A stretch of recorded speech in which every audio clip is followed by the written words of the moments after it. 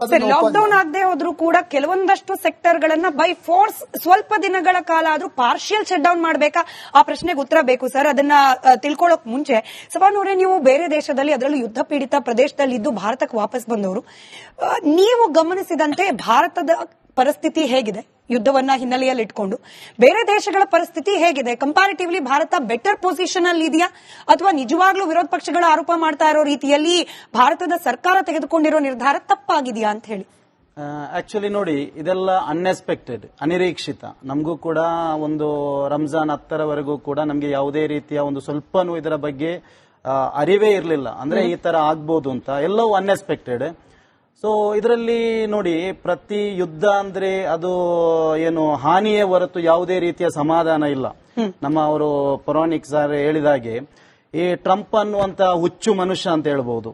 ಏನೋ ಮಕ್ಕಳ ಅಂತಕ ಮತ್ತು ಮಕ್ಕಳ ಕಾಮುಕ ಸೇರಿ ಇಡೀ ವಿಶ್ವದ ಜನರಿಗೆ ಕೊಟ್ಟಂತ ತೊಂದರೆ ಅಂತ ಹೇಳ್ಬಹುದು, ಕಡಾಖಂಡಿತವಾಗಿ ಹೇಳ್ಬಹುದು. ಯಾಕಂದ್ರೆ ನೋಡಿ, ನಾನು ಬಹರೇನ್ ನಿಂದ ಇವಾಗ ಇಂಡಿಯಾಗೆ ಬರ್ಲಿಕ್ಕೆ ಸುಮಾರು 1.5 ಲಕ್ಷ ರೂಪಾಯಿ ಖರ್ಚು ಮಾಡಿದ್ದೇನೆ. ಅದು ಆಕ್ಚುಲಿ ನಾವು ದುಡಿದಂತ ಹಣ.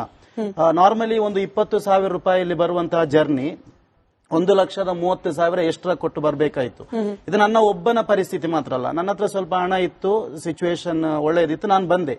ಸೊ ನನ್ನಂತಹ ಸಾವಿರಾರು ಮಂದಿ ಗರ್ಭಿಣಿಯರು ಇರಬಹುದು, ಮತ್ತೆ ಮಕ್ಕಳ ಚಿಕಿತ್ಸೆಗಾಗಿ ಬರುವವರು ಇರಬಹುದು, ವಯಸ್ಕರು ಇರಬಹುದು, ಸಿಕ್ಕಾಪಟ್ಟೆ ಪ್ಯಾನಿಕ್ ಆಗಿದ್ದಾರೆ.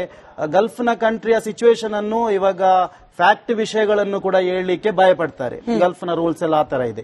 ಇನ್ನು ನಮ್ಮ ಭಾರತದ ಬಗ್ಗೆ ಹೇಳುವುದಾದ್ರೆ ಬೇರೆ ಕಂಟ್ರಿಗಳ ಜೊತೆ ನಮ್ಗೆ ಕಂಪೇರ್ ಮಾಡೋಕ್ಕಾಗಲ್ಲ. ನಮ್ಮ ಜನಸಂಖ್ಯೆ ಆ ಲೆವೆಲ್ ಅಲ್ಲಿ ಇದೆ. ನಾನಿರುವಂತಹ ಕಂಟ್ರಿ ನಮ್ಮ ದೇಶದ, ನಮ್ಮ ರಾಜ್ಯದ ತಾಲೂಕಿನಷ್ಟಿರೋದು 15 ಲಕ್ಷ ಬಹರೇನ್ ಅನ್ನೋದು. ಸೊ ನಮ್ಮ ದೇಶದ ಪ್ರಧಾನಿಗಳ ಬಗ್ಗೆ ನಾನು ಅಲ್ಲಿ ಕೂತು ತುಂಬಾ ಒಳ್ಳೆಯದಾಗಿ ಎಲ್ಲ ಮಾತನಾಡಿದೆ. ಯಾಕೆಂದ್ರೆ ನಮ್ಮ ದೇಶದ ಒಳಗೆ ಎಷ್ಟೇ ಸಮಸ್ಯೆಗಳಿದ್ರೂ ಕೂಡ ನಾವು ಅಂತಾರಾಷ್ಟ್ರೀಯ ಮಟ್ಟದಲ್ಲಿರುವಾಗ ನಮ್ಮ ದೇಶವನ್ನು ನಾವು ಗೌರವಿಸಲೇಬೇಕು, ನಮ್ಮ ಹೆಮ್ಮೆಯಿಂದಲೇ ಹೇಳ್ಬೇಕು. ಅದು ನಮ್ಗೆ ಅಲ್ಲಿ ನ್ಯೂನ್ಯತೆಗಳನ್ನು ಹೇಳಲಿಕ್ಕೆ ಆಗುದಿಲ್ಲ. ನಾನು ಸೋಷಿಯಲ್ ಮೀಡಿಯಾದಲ್ಲೆಲ್ಲ ನೋಡ್ತಿದ್ದೆ, ನಮ್ಮ ಭಾರತದ ಪ್ರಧಾನಿಗಳು ಎಲ್ಲಾ ದೇಶದವರಿಗೂ ಕೂಡ ಏನು ಅನುಕಂಪ, ಸಂತಾಪ ಏನೋ ಹೇಳ್ತಾರಲ್ಲ, ಅದು ಇರಾನ್ಗೂ ಕೂಡ ಮಾಡಿದ್ದಾರೆ, ಇಸ್ರೇಲ್ಗೂ ಕೂಡ ಮಾಡಿದ್ದಾರೆ, ಅಮೆರಿಕಾಗೂ ಕೂಡ ಮಾಡಿದ್ದಾರೆ. ಆಕ್ಚುಲಿ ಬೆಟರ್ ಆಗಿ ಉಂಟಲ್ಲ. ನೀವು ನೋಡಿ, ನಮ್ಗೆ ಒಂದು 400-500 ವರ್ಷ ಬದುಕಲಿಕ್ಕಿಲ್ಲ ನಮ್ಗೆ ಭೂಮಿ ಮೇಲೆ. 50 ವರ್ಷದ ನಂತರ BP ಶುಗರ್ ಎಲ್ಲ ಬಂದು ಅದು ಅಷ್ಟಕ್ಕಷ್ಟೇ ಹೋಗುದು. ಅವರಿಗೆ ಒಂದು ಸ್ಟ್ಯಾಂಡ್ ಅಲ್ಲಿ ನಿಲ್ಬಹುದಿತ್ತು ಅಂತ ನನ್ನ ಒಂದು ಅನಿಸಿಕೆ. ಯಾಕೆಂದ್ರೆ ನೋಡಿ, ನಾನು ಅವಾಗ ಹೇಳಿದಾಗೆ ಒಬ್ಬ ಮಕ್ಕಳ ಕಾಮುಕ ಎಪ್ಸ್ಟೈನ್ ಫೈಲ್ಸ್ ಅನ್ನೋದು ಇವತ್ತಲ್ಲ ಅಂದ್ರೆ ನಾಳೆ ಆದ್ರೂ ಹೊರಬರುತ್ತೆ, ಅದರ ಗಾಂಭೀರ್ಯತೆ ಜನರಿಗೆ ಗೊತ್ತಾಗಬಹುದು. ಇನ್ನೊಬ್ಬ ಮಕ್ಕಳ ಹಂತಕ ನೆತನ್ಯಾಹು ನೋಡಿ, ನಮ್ಮ ಮಕ್ಕಳಿಗೆ ಒಂದು ಸಣ್ಣ ಜ್ವರ ಬಂದರೂ ಕೂಡ ನಮ್ಗೆ ಸಹಿಸ್ಲಿಕ್ಕೆ ಆಗುದಿಲ್ಲ. ಅಂತದ್ರಲ್ಲಿ ಯುದ್ಧ ಸ್ಟಾರ್ಟ್ ಮಾಡಿರೋದು ಇವರು ಒಂದು ಹೆಣ್ಣು ಮಕ್ಕಳ ಶಾಲೆಗೆ ಬಾಂಬ್ ಹಾಕಿ. ನಿಮ್ಮ ಮನಸ್ಸು ಒಪ್ಪುತ್ತಾ? ಅದು ಯಾರ ಮನಸ್ಸಾದ್ರೂ ಒಪ್ಪುತ್ತಾ? ಸೊ ಮೋದಿ ಅವರು ಖಡಕ್ ಆಗಿ ಮಾತನಾಡಬೇಕಾಗಿತ್ತು ಅಮೆರಿಕ ಅಥವಾ ಇಸ್ರೇಲ್ನ ಈ ರೀತಿಯ ನಡೆಗಳ ಬಗ್ಗೆ ಅಂತ ಹೇಳ್ತೀವಿ. 100% ಅದರಿಂದ ಲಾಭ ಅಂತ ಹೇಳಿ ಅಂದ್ರೆ ಭಾರತೀಯರಿಗೆ ಅಥವಾ ಆದಿವಾಸಿ ಭಾರತೀಯರಿಗೆ ಅನುಕೂಲ ಅಂತ ಏನಾಗ್ತಿತ್ತು? ನಾವು ಕಾಮನ್ ಜನರ ಪರ್ಸ್ಪೆಕ್ಟಿವ್ ಇಂದ ಯೋಚನೆ ಮಾಡೋಣ. ಹೌದು, ಬೈಲಾಟ್ರಲ್ ಇಶ್ಯೂಗಳು ಅಥವಾ ದೇಶವಾಗಿ ತೆಗೆದುಕೊಳ್ಬೇಕಾಗಿದೆ ಇಶ್ಯೂ ಬಹಳ ಗಂಭೀರವಾದದ್ದು, ನಾನು ಅದನ್ನ ಅಲ್ಲಗಳೆಯೋದಿಲ್ಲ. ಆದ್ರೆ ಭಾರತೀಯರು ಯಾರು ಬೇರೆ ದೇಶದಲ್ಲಿ ಯುದ್ಧ ಪೀಡಿತ ಪ್ರದೇಶದಲ್ಲಿದ್ದಾರೆ, ಮೋದಿ ಅವರು ಅಮೆರಿಕವನ್ನ ವಿರೋಧಿಸಿದ್ರೆ, ಇಸ್ರೇಲ್ ಅನ್ನ ವಿರೋಧಿಸಿದ್ರೆ ಅವ್ರಿಗೆ ಅನುಕೂಲ ಆಗ್ತಾ ಇತ್ತಾ? ಹಾಗೆಲ್ಲ ನಾನು ಹೇಳುದು. ಆಕ್ಚುಲಿ ನೋಡಿ, ಅಮೆರಿಕ ದೇಶದವರ ಜೊತೆ ಈ ನ್ಯಾಟೋ ದೇಶ ಕೇಳಿತ್ತು, ನೀವು ಯುದ್ಧ ನಮ್ಮ ಹತ್ರ ನೀವು ಬೆಂಬಲ ಕೇಳ್ತಾ ಇದ್ದೀರಾ, ಯಾಕೆ ಕಾರಣ ಕೊಡಿ ಅಂತ. ಅವರಿಗೆ ಕಾರಣ ಕೊಡ್ಲಿಕ್ಕೆ ಆಗಿಲ್ಲ. ವಿಶ್ವದ ಮುಂದೆ ಒಂಥರ ಇವರು ಬೆತ್ತಲಾಗಿ ನಿಂತ್ಕೊಂಡಿದ್ದಾರೆ. ಇಸ್ರೇಲ್ ಆಗಿರ್ಬೋದು, ಇದು ಅಮೆರಿಕ ಆಗಿರ್ಬೋದು. ಸೊ ನಾವು ನೋಡಿ, ಭಾವನಾತ್ಮಕವಾಗಿ ಕೂಡ ನೋಡುದಿದ್ರು ಕೂಡ ವಿದೌಟ್ ಎನಿ ರೀಸನ್ ಇರಾನ್ ಮೇಲೆ ಅಟ್ಯಾಕ್ ಮಾಡಿರೋದು. ಮತ್ತೆ ನಾವು ಈ ದೇಶದ ಒಳಗಿರುವಂತಹ ನಾಗರಿಕರೆಲ್ಲ ಜಾತಿ ಮತ ಭೇದ ಎಲ್ಲ ಮರೆತೊಂದು ಆಲೋಚನೆ ಮಾಡಬೇಕು. ನಮ್ಮ ದೇಶದಲ್ಲಿರುವಂತಹ ಇದನ್ನು ಮಾತ್ರ ಉಪಯೋಗಿಸಿ ನಮ್ಗೆ ಇಲ್ಲಿ ಜೀವನ ನಡೆಸಲಿಕ್ಕೆ ಆಗುವುದಿಲ್ಲ. ಈಗ ನೋಡಿ, ನಮ್ಗೆ ಹೆಸರು ಕೂಡ ಇಟ್ಟಿರುವುದು ಇನ್ನೊಬ್ರು. ಅದೇ ರೀತಿ ನಾವು ಪ್ರತಿಯೊಂದು ದೇಶಗಳ ಜೊತೆ ಪ್ರೀತಿ ಸೌಹಾರ್ದತೆಯಿಂದ ಇರಬೇಕು. ಅದರ ಜೊತೆ ನಾವು ಫ್ಯಾಕ್ಟ್ ಏನು ಅಂತ ನಾವು ಅರ್ಥ ಮಾಡ್ಕೊಳ್ಬೇಕು. ನಮ್ಗೆ ಗ್ಯಾಸ್ ಬರುವುದು ಎಲ್ಲಿಂದ, ನಮ್ಗೆ ಆಯಿಲ್ ಬರುವುದು ಎಲ್ಲಿಂದ. ಸುಮಾರು ಅಂಧಭಕ್ತರಿಗೆ ಗೊತ್ತಿಲ್ಲ ಇದೆಲ್ಲ ಅರಬ್ ಕಂಟ್ರಿಗಳಿಂದ, ಇರಾನ್ ನಿಂದ ಬರುವುದು ಅಂತ. ನಿಜವಾಗಿಯೂ ಸೋಷಿಯಲ್ ಮೀಡಿಯಾದೆಲ್ಲ ನೋಡುವಾಗ ನಮ್ಗೆ ತುಂಬಾನೇ ಬೇಜಾರಾಗ್ತದೆ. ಇವರು ಏನು ಲಾಸ್ಟ್ ಟೈಮ್ ಕೆಲವೊಬ್ರು ಆಗ್ತಾ ಇದ್ರು, ಡೆಲ್ಲಿಯಿಂದ ಸ್ಟಾಕ್ ಇದೆ, ಸ್ಟಾಕ್ ಇಟ್ಕೊಳ್ಳಿಕ್ಕೆ ಏನದು ಜ್ಯೂಸಾ? ನೀವು ನೋಡಿ, ನಾವು ಮತ್ತೊಂದು ನೋಡಿ, ನಾನು ಮೋದಿ ಅವರ ಬಗ್ಗೆ ಯಾಕೆ ಹೇಳಿರುವುದಂದ್ರೆ, ಮತ್ತೆ ಅಷ್ಟು ದೊಡ್ಡ ವ್ಯವಸ್ಥೆಯಲ್ಲಿ ಅವರಿಗೆ ಸ್ಟ್ರೈಟ್ ಆತರ ಸ್ಟೇಟ್ಮೆಂಟ್ ಕೊಡೋಕೆ ಆಗದೆ ಇರಬಹುದು. ಆದ್ರೂ ಕೂಡ ಭಾವನಾತ್ಮಕವಾಗಿ ನಾವು ನೋಡಿದಾಗ ನಮ್ಮ ಕಣ್ಣಿಗೆ ಕಾಣುವುದು ಆ ಮಕ್ಕಳ 158 168 ಮಕ್ಕಳ ಅದೆಲ್ಲವೂ ಸರಿಯೇ. ಬಟ್ ಸಫಾನ್ ಅವರೇ, ಇವಾಗ ಭಾರತಕ್ಕೆ ತಲುಪಬೇಕಾದ ಸ್ಟ್ರೇಟ್ ಆಫ್ ಹಾರ್ಮೋಸ್ ನಿಂದ ಬರಬೇಕಾದ ಹಡಗುಗಳು ಹಂತ ಹಂತವಾಗಿ ಬರ್ತಾ ಇದೆ. ಅಂದ್ರೆ ಇರಾನ್ನ ಜೊತೆಯಲ್ಲಿ ಶತ್ರುತ್ವವನ್ನ ಕಟ್ಕೊಂಡಿಲ್ಲ ಭಾರತ ಅಥವಾ ಭಾರತದ ಪ್ರಧಾನಿಗಳು. ಹಾಗೆ ಭಾರತೀಯರನ್ನ ವಾಪಸ್ ಕರ್ಕೊಂಡು ಬರೋ ಪ್ರಯತ್ನ ಆಗ್ತಿದೆ ಅಂತ ಹೇಳಿ ಲೆಕ್ಕ ಕೂಡ ಕೊಡ್ತಾ ಇದ್ದಾರೆ ಪ್ರಧಾನಿ ಹಾಗೆ ಸಂಬಂಧಪಟ್ಟ ಇಲಾಖೆಯ ಸಚಿವರು. ಹೀಗೆಲ್ಲ ಇರಬೇಕಾದ್ರೂ ಕೂಡ ನಮ್ಮ ದೇಶದ ನಿಲುವು, ನಮ್ಮ ದೇಶದ ಸರ್ಕಾರದ ನಿಲುವು ತಪ್ಪು ಅಂತ ಹೇಳಿ ಕೂಡ ಸೋಷಿಯಲ್ ಮೀಡಿಯಾದಲ್ಲಿ ಬರ್ತಾ ಇರೋದನ್ನ ನೀವು ಒಪ್ಕೊಳ್ತೀರಾ? ಅದನ್ನ ಸಮರ್ಥನೆ ಮಾಡ್ತೀರಾ?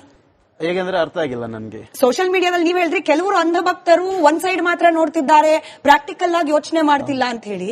ಸ್ಟೇಟ್ ಆಫ್ ಹಾರ್ಮೋಸ್ ನಿಂದ ಭಾರತಕ್ಕೆ ಬರಬೇಕಾಗಿರೋ ಹಡಗುಗಳು ಬರ್ತಿರ್ಬೇಕಾದ್ರೂ ಕೂಡ ಇರಾನ್ ಏನೇ ಭಾರತ ನಮ್ಮ ಫ್ರೆಂಡ್ಲಿ ಕಂಟ್ರಿ ಅಂತ ಕರೆದಿರುವಾಗ್ಲೂ ಕೂಡ ಭಾರತದ ಪ್ರಧಾನಿ ತಪ್ಪು ಮಾಡಿದ್ರು, ಭಾರತದ ಪ್ರಧಾನಿ ನಡೆ ಸರಿ ಇಲ್ಲ ಅಂತಾನೂ ಕೆಲವರು ಸೋಷಿಯಲ್ ಮೀಡಿಯಾದಲ್ಲಿ ಮಾತನಾಡ್ತಿದ್ದಾರಲ್ಲ, ಅಂತವ್ರನ್ನ ನೀವೇನಂತ ಕರಿತೀರಾ ಅಥವಾ ಅವ್ರ ಮಾತನ್ನ ನೀವು ಒಪ್ತೀರಾ? ಇವಾಗ ನೋಡಿ, ಪ್ರಧಾನಿ ಮೋದಿ ಅವರಿಗೆ ಇವಾಗ ಫ್ಯಾಕ್ಟ್ ಮಾತನಾಡಿದ್ರೆ ಏನು ನಮ್ಮ ದೇಶದ ಮೇಲೆ ಏನು ಯುದ್ಧ ಸಾರುವಂತಹ ಪರಿಸ್ಥಿತಿ ಯಾವ ದೇಶಕ್ಕೂ ಇಲ್ಲ. ಯಾವ ಫ್ಯಾಕ್ಟ್ ಬಗ್ಗೆ ಫ್ಯಾಕ್ಟ್ ಅಂದ್ರೆ ನೋಡಿ, ಇವಾಗ ಇರಾನ್ ಮೇಲೆ ಯಾಕೆ ಇವರು ದಾಳಿ ನಡೆಸಿರುವುದು, ಯಾತಕ್ಕಾಗಿ ಮಾಡಿರುವುದು, ಸೊ ಇದೆಲ್ಲ ತಪ್ಪಲ್ವಾ, ಇದನ್ನು ಆದಷ್ಟು ಬೇಗ ನಿಲ್ಲಿಸಿ ಅನ್ನುವಂತ ಒಂದು ಸ್ಪಷ್ಟವಾದಂತಹ ಒಂದು ಸ್ಟೇಟ್ಮೆಂಟ್ ಕೊಡ್ತಿದ್ರೆ ಅದು ನೋಡಿ, ಇಲ್ಲಿ ದೇಶದಲ್ಲಿರುವಂತಹ ಎಲ್ಲಾ ಜನರಿಗೂ ಕೂಡ ಬಹಳಷ್ಟು ಖುಷಿ ಆಗ್ತಿತ್ತು.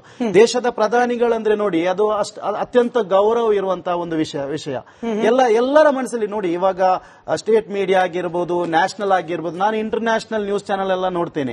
ಎಲ್ಲರೂ ಕೂಡ ನೀವು ಇವಾಗ ಏನೆಲ್ಲ ಅವರು ಸರ್ ಮಾತನಾಡಿದಾಗೆ ಅದೇ ರೀತಿ ಒಂಥರ ಹುಚ್ಚು ಸಾಹಸ ಮಾಡಿ ಇರಾನ್ಗೆ ಕೈ ಹಾಕಿ ಎಲ್ಲಾ ಜನರನ್ನು ಡೈರೆಕ್ಟ್ ಆಗಿ ಮಾತನಾಡಬೇಕಾಗಿತ್ತು ಅಂತಂದ್ರೆ ನನಗೆ ಗೊತ್ತಿಲ್ಲ ಯಾವ ದೇಶದ ಹೆಡ್ ಅಂದ್ರೆ ಜನರಿಂದ ಆಯ್ಕೆಯಾದ ನಾಯಕ ಡೈರೆಕ್ಟ್ ಆಗಿ ಇದನ್ನ ಖಂಡಿಸಿ ಮಾತನಾಡಿದ್ದಾರೆ ಅನ್ನೋದನ್ನ ನಾನು ಚಂಬಿ ಸರ್ ಹತ್ರನೂ ಕೇಳ್ತೀನಿ. ನೀವು ಹೇಳ್ತಿದ್ರಿ ಮೋದಿ ಅವರು ಮಾತನಾಡೋ ಬೇಕಾಗಿತ್ತು ಅಂತ ಹೇಳಿ, ಅದು ಪೂರಕವಾಗಿ ಒಂದೇ ಒಂದು ಬ್ರೇಕಿಂಗ್ ಅಪ್ಡೇಟ್ ಬರ್ತಾ ಇದೆ, ಅದನ್ನ ಕ್ವಿಕ್ ಆಗಿ ಗಮನಿಸ್ಬಿಡೋಣ.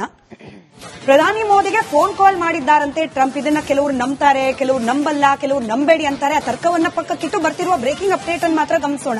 ಪ್ರಧಾನಿ ಮೋದಿ ಫೋನ್ ಕಾಲ್ ನಲ್ಲಿ ಟ್ರಂಪ್ ಜೊತೆ ಮಾತನಾಡಿದ್ದಾರೆ. ಮಧ್ಯಪ್ರಾಚ್ಯ ಯುದ್ಧ ಆರಂಭದ ಬಳಿಕ ಇದು ಮೊದಲ ಮಾತುಕತೆ. ಭಾರತ ಉದ್ವಿಗ್ನ ಸ್ಥಿತಿ ತಿಳಿಯಾಗೋದನ್ನ ಬಯಸುತ್ತೆ ಅಂತ ಹೇಳಿ ಮೋದಿ ಅವರು ಸ್ಪಷ್ಟ ಮಾತುಗಳಲ್ಲಿ ತಿಳಿಸಿದ್ದಾರಂತೆ.